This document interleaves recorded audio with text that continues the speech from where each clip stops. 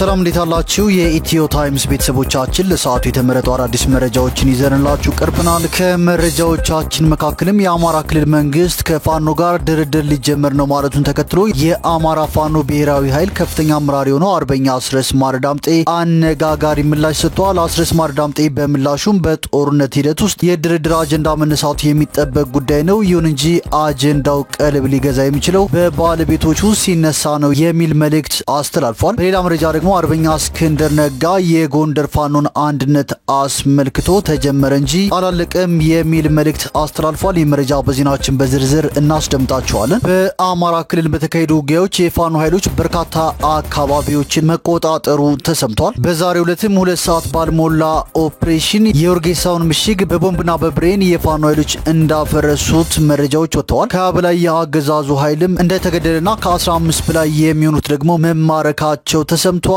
ህዝባዊ ውይይትም በደብረ ኤልያስ ቀስተ ደመና ብርጌድ መካሄዱ ተሰምቷል ጎጃም አገው ምድር እንጅባራ አቅራቢያ ልዩ ስሙ አሰም ተራራ ሐሙሲት ቀበሌ ላይም የድሮን ጥቃት መፈጸሙን መረጃዎች ወጥተዋል ይህን መረጃ ጠቅለል አድርገን በዜናችን በዝርዝር እናስደምጣቸዋለን ከዚህ መረጃ በተጨማሪ የሐሰተኛ መረጃ ስርጭት በህዝብና በአገር ላይ ከፍተኛ የሳይበር ጥቃት ምንጭ እንደሆነ መገለጹ የትግራይ ታጣቂዎች ሰሞንኛ አመጽን ተከትሎ ወታደሩ ትዕግስቱ ተሟጧል ፖለቲካዊ ትኩሳቱም እጅግ ጨምሯል ሲሉ አምባሳደር ሱሌማን ደደፎ መናገራቸውን በወታደራዊ መፈንቅለ መንግስት ስልጣን ያዙ ጦር ሰራዊቱ ኮሎኔል ሚካኤል ራንድሪያን ኢሪና አዲሱ የማዳጋስካር መሪ ሆነው ቃለ መሐላ መፈጸማቸውን የኢትዮጵያ ሀገራዊ ምክክር ኮሚሽን በትግራይ ክልል በተያዘው ጥቅምት ወር አጋማሽ ስራውን ሊጀምር የሚችልበት ሁኔታ ሊፈጠር እንደሚችል ሌተናንት ጀነራል ታደሰ ወረደ መግለጻቸውን እንዲሁም ከህግ ውጭ የሚቆረጥ የመንግስት ሰራተኞች ደሞዝ አሳሳቢ እንደሆነ መገለጹና ሌሎችም በዝርዝር የምንመለከታቸው መረጃዎች አካተናል ቻናላችንን ሰብስክራይብ በማድረግ የደወል ምልክቷን በመጫንና መረጃውም ለብዙዎች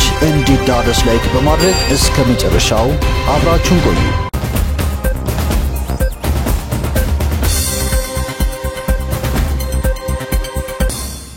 ወደ መጀመሪያው መረጃችን ስናልፍ በትናንትናው ዕለት የአማራ ክልል መንግስት ከፋኖ ኃይል ጋር ድርድር ሊደረግ ነው የሚል መረጃ ማጋራቱና ኢትዮ ታይምስ ሚዲያ መዘገቡ አይዘነጋም ይህን ተከትሎ ታዲያ የአማራ ፋኖ ብሔራዊ ኃይል ከፍተኛ አመራር የሆነው አርበኛ አስረስ ማረዳምጤ በማህበራዊ ትስስር ገጹ ይህንን መልእክት አጋርቷል ያጋራው መልእክትም እንደሚከተለው ይነበባል በጦርነት ሂደት ውስጥ የድርድር አጀንዳ መነሳቱ የሚጠበቅ ጉዳይ ነው ይሁን እንጂ አጀንዳው ቀልብ ሊገዛ የሚችለው በባለቤቶቹ ሲነሳ ነው አገዛዙ በአማራ ህዝብ ላይ ባወጀው የዘር ማጥፋት ጦርነት ሁለቱ ተፋላሚ ኃይሎች ተብለው ሊጠቀሱ የሚችሉት የአብይ አህመድ አገዛዝና ፋኖ ናቸው የአማራ ክልል መንግስት ነኝ የሚለው ስብስብ የጸጥታና የፖለቲካ መዋቅሩ መፍረሱን ራሱም መንግስት መሆን እንደማይችል አውጆ ክልሉን ለፌደራል መንግስት ካስረከበ ድፍን 2 ዓመታት አልፈውታል ከዛን ጊዜ ጀምሮ ከፋኖ ይዞታ ውጪ የሆኑ የአማራ ክልል ከተሞችን የሚያስተዳድረው በጄኔራል አበባው ታደሰ የሚመራው ኮማንድ ፖስት ነው የአማራ ህዝብ የሉና ተጋድሎ ተፋላሚ ኃይሎች የአገዛዙ መንግስትና የአማራ ፋኖ ናቸው ስለሆነም ጦርነቱን በድርድር ስለመቋጨት መወሰን የሚችሉት እነኛ ኃይሎች እንጂ የፈረሰው መዋቅር ኮሙኒኬተር ነኝ የሚለው ዶክተር መንገሻና ሌሎች መናኛ ካርዲዎች አይደሉም ስለሆነም ጠቅላይ ሚኒስትር ዶክተር አብይ አህመድ ከፋኖ ጋር በሚደረግ ሐቀኛ ፖለቲካዊ ድርድር ለመቋጨት ዝግጁ መሆኑን በይፋ እስካልገለጸ ድረስ ድርድር አጀንዳ መሆን አይችልም ዋናው ትኩረታችንም አገዛዙን ማስወገዱ ላይ ነው ሲል አርበኛ አስረስ ማረዳምጤ መልእክቱን በማህበራዊ ትስስር ገጹ አጋርቷል በአማራ ክልል በተካሄዱ ውጊያዎች የፋኖ ኃይሎች በርካታ አካባቢዎችን መቆጣጠራቸውም ተሰምቷል በአማራ ክልል በፋኖ ኃይሎችና በመንግስት ወታደሮች መካከል በተለያዩ ዞኖች በቅርቡ በተካሄዱ ውጊያዎች የፋኖ ኃይሎች በርካታ አካባቢዎች መቆጣጠራቸውን ነዋሪዎችና የፋኖ አመራሮች መናገራቸውን ዶቼ ቬለ ዘግቧል በደቡብ ጎንደርና ሰሜን ወሎ መገናኛ ቦታ በመትገኘው ጨጨሆ ከተማ ነዋሪ የሆኑ አንድ ግለሰብ እንደገለጹት ጨጨሆ ዘቢጥ ገረገራና አፍላቂትን ጨምሮ ዙሪያውን የፋኖ ኃይሎች እንደያዙት ተናግረዋል በተመሳሳይ የጨጨሆ ክፍለ ጦር ዋና አዛዥ ሻለቃ ሚካስ በሰጡት ቃል ፋኖች በሰሜን ወሎ ዞን ብቻ 6 ወረዳዎችን መቆጣጠራቸውን አስታውቀዋል አክለውም ትናንት የመንግስት ወታደሮች ራያ ቆቦ አካባቢ ተኩለሽን አልፈው ሙጃና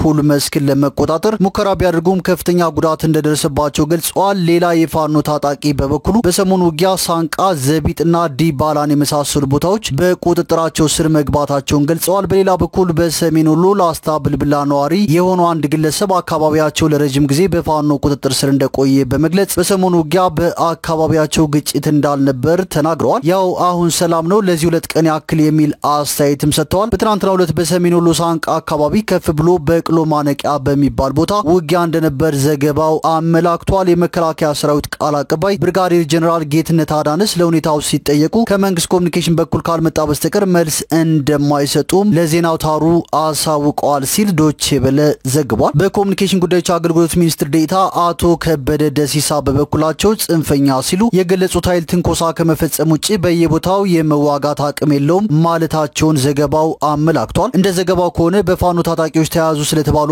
አካባቢዎችም ሆነ በሰሞነኛው ውጊያ ስለተከሰቱ ጉዳዮች ከገለልተኛ ወገን ማረጋገጫም ሆነ ማስተባበያ ማግኘት እንዳልተቻለ ዶቼ ቬለ ዘግቧል። የኢትዮጵያ የውጭ ጉዳይ ሚኒስትር የኤርትራ መንግስትና ህወሓት መስከረም ወር በአማራ ክልል ወልዲያ ከተማን ለመያዝ በፋኖ ታጣቂዎች በተካሄደው ጥቃት ውስጥ ተሳትፏል ሲል መክሰሱም አይዘነጋም። የውጭ ጉዳይ ሚኒስትሩ ዶክተር ጌዲዮን ጢሞቴዎስ የተባበሩት መንግስታት ድርጅት ዋና ጸሐፊ ለሆኑት አንቶኒዮ ጉተሬዝ መስከረም 22 ቀን 2018 ዓ.ም በጻፉት ደብዳቤም የህወሓት አዛዦችና ተዋጊዎች በዘመቻው ውስጥ በቀጥታ ተሳትፈዋል ሲል ገልጿል። ጽምዶ በተሰኘ አዲስ ጥምረት ስርም ኢትዮጵያን ለመውጋት እየሰሩ ነው ሲል መክሰሱ አይዘነጋም። የኢትዮጵያ መከላከያ ሰራዊት የመከላከል አቋም እንደያዝና ከፍተኛ የትዕግስት እርምጃ እንደወሰደ ጠቅሶ ነገር ግን ይህ ትዕግስት ገደብ የሌለው አለመሆኑን አስጠንቅቋል። በተያያዘ መረጃ ደግሞ በዛሬው ዕለት 2 ሰዓት ባልሞላ ኦፕሬሽን የኡርጌሳው ምሽግ በቦምብና በብሬን መፍረሱን የአማራ ፋኖ ብሔራዊ ኃይል አሳውቋል። በዚህ ውጊያም ከ20 በላይ የአገዛዙ ሰራዊት ጥቃት እንደደረሰበትና ከ15 በላይ ወታደሮች መማረካቸውም ተገልጿል። ጎጃም አገው ምድር እንጅባራ አቅራቢያ ልዩ ስሟ ስም ተራራ ሐሙሲት ቀበሌ ላይም የድሮን ጥቃት እንደተፈጸመ መረጃዎች ወጥተዋል። በአማራ ፋኖ ብሔራዊ ኃይል ምዕራብ አማራ ቀጠና ቴዎድሮስ እዝ ቀኝ ጌታ ዮፍታይ ንጉሴ 6ኛ ክፍለ ጦር የበረኛው ቀስተ ደመና ብርጌድ በሚያስተዳድራቸው በደብረ ኤልያስ ወረዳ በሚገኙ በተለያዩ ቀበሌዎችም ሰፊና ጥልቅ ተከታታይ ህዝባዊ ውይይቶች እየተደረገ ይገኛል ሲል የአማራ ፋኖ ብሔራዊ ኃይል መግለጫ አውጥቷል። በተያያዘ መረጃም የአማራ ፋኖ ህዝባዊ ድርጅት ሊቀመንበር የሆነው አርበኛ እስክንድር ነጋ የጎንደር ፋኖን አንድነት አስመልክቶ ተጀመረ እንጂ አላለቀም የሚል አስተያየቱን ሰጥቷል።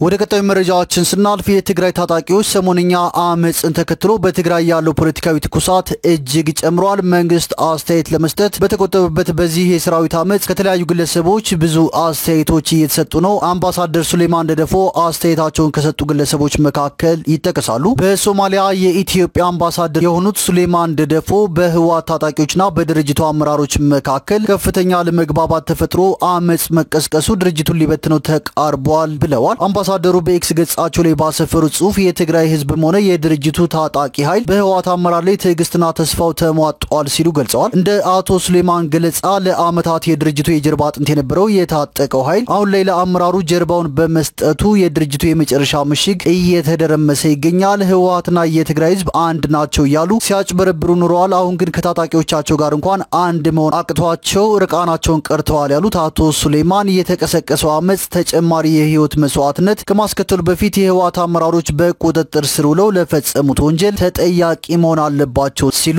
አምባሳደር ሱሌማን በመግለጫቸው አሳስበዋል። ወደ ቀጣዩ መረጃችን ስናልፍ ፖርቹጋል ሙስሊም ሴቶች ህዝብ በተሰበሰበበት ቦታ ፊታቸውን መሸፈን የሚከለክል ህግ በፓርላማ አጽድቃለች። የፖርቹጋል ፓርላማ ሙስሊም ሴቶች ህዝብ በሚሰበሰብበት ቦታ እንዳይሸፈኑም በህግ ከልክላለች። አንዲት ሴት ተሳስታ ተሸፋፍና ህዝብ መሃል ከተገኘች 4670 የአሜሪካ ዶላር ትቀጣለችም ተብሏል። ከዚህ በተጨማሪም አንድ ሙስሊም ወንድ ሚስቱ ተሸፋፍና ከተገኘች በ3 ዓመት እስራት እንደሚቀጣ በህጉ ላይ ተደንግጓል። በአውሮፓ ሀገራት ፈረንሳይ፣ ዴንማርክ፣ ቤልጂየም፣ አውስትራሊያና ሌሎች ሀገራት ሙስሊም ሴቶች እንዳይሸፋፈኑ የሚከለክል ተመሳሳይ ህግ ያላቸው ሲሆን ፖርቹጋል ሙስሊም ሴቶች እንዳይሸፋፈኑ በመከልከል 20ኛዋ የአውሮፓ ሀገር ሆናለች። ሀገራቱ ምክንያት አድርገው የሚያነሱት አሸባሪዎች እንደ ሴቶቹ ተሸፋፍነው የሽብር ድርጊት ይፈጽሙብናል በሚል ስጋት እንደሆነ በተደጋጋሚ ሲገለጽ ቆይቷል።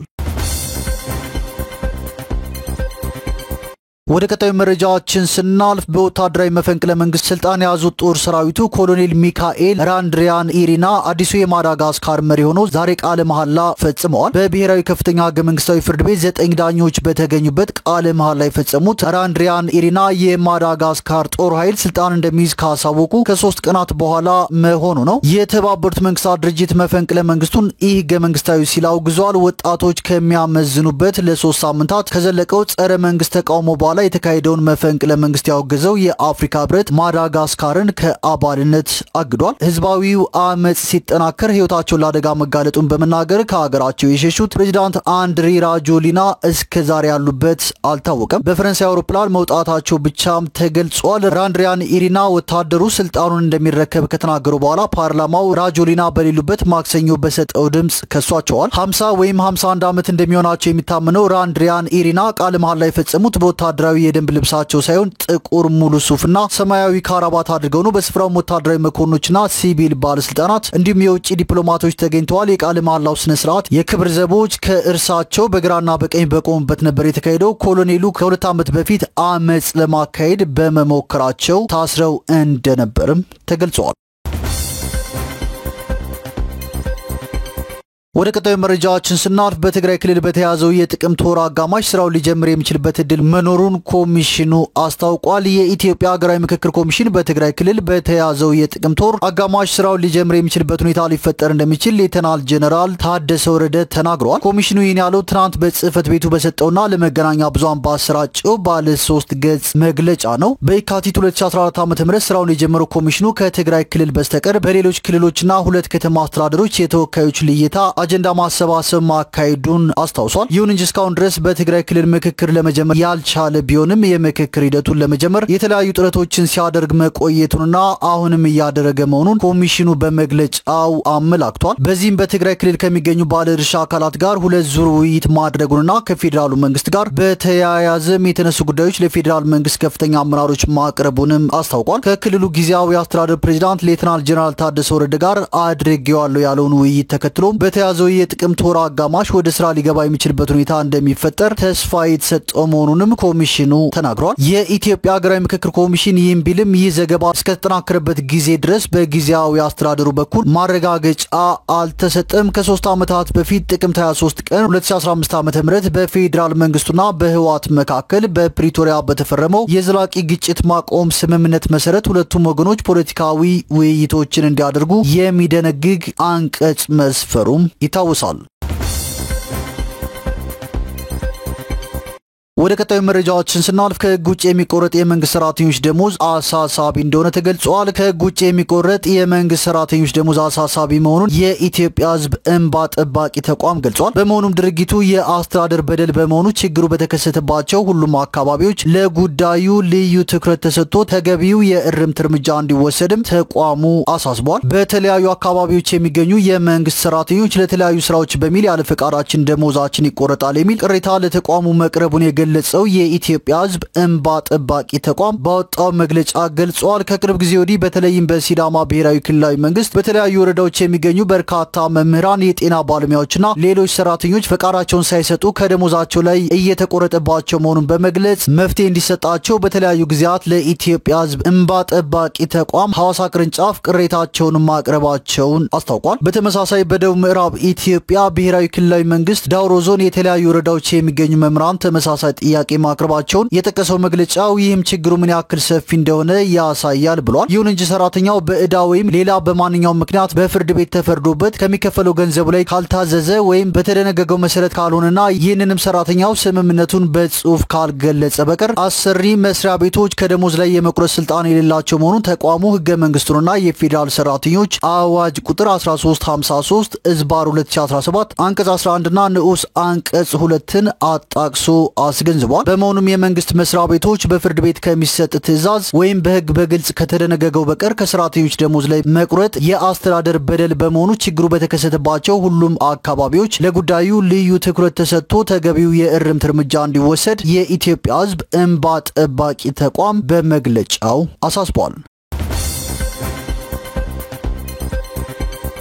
ወደ ቀጣዩ መረጃችን ስናልፍ የአውሮፓ ኢንቨስትመንት ባንክ ለኢትዮጵያ የ110 ሚሊዮን ዶላር ድጋፍ መመደቡ ተገልጿል። የአውሮፓ ኢንቨስትመንት ባንክ ለኢትዮጵያ ለገጠር ፋይናንስ አቅርቦት ማሻሻያ ፕሮግራም ሶስተኛ ምዕራፍ ማስፈጸሚያ የሚውል የ110 ሚሊዮን ዶላር ድጋፍ እንደሚያደርግ መግለጹን የገንዘብ ሚኒስቴር አስታውቋል። ድጋፉ በገጠራማ አካባቢዎች የፋይናንስ ተደራሽነትን ለማስፋፋት፣ የፋይናንስ አገልግሎት ተጠቃሚነትን ለማሳደግ እንዲሁም የኢትዮጵያን አጠቃላይ የግብርና ዘርፍ የለውጥ ጥረቶችን ለመደገፍ ያለመ መሆኑን ሚኒስቴሩ ገልጿል። ይህ የተገለጸው የገንዘብ ሚኒስቴር አህመድ ሺዴ ከዓለም ባንክና ከዓለም አቀፍ የገንዘብ ተቋም ዓመታዊ ጉባኤ ጎን ለጎን ከአውሮፓ ህብረት ኮሚሽንና ከአውሮፓ ኢንቨስትመንት ባንክ ከፍተኛ የሥራ ኃላፊዎች ጋር ውይይት ማድረጋቸውን ተከትሎ ነው። በዚህ ወቅት አቶ አህመድ ሺዴ በአውሮፓ ህብረት ኮሚሽን የዓለም አቀፍ አጋርነት ዳይሬክቶሬት ጀነራል ማሪያ ታጃገር ጋር ቀጠናዊ የመሰረተ ልማት ትብብርን ለማጠናከር ቀጣይነት ባላቸውና መንግስት ቅድሚያ ከሚሰጣቸው የማሻሻያ ፕሮግራሞች ጋር የሚጣጣሙ ስራዎች ላይ የሚደረገው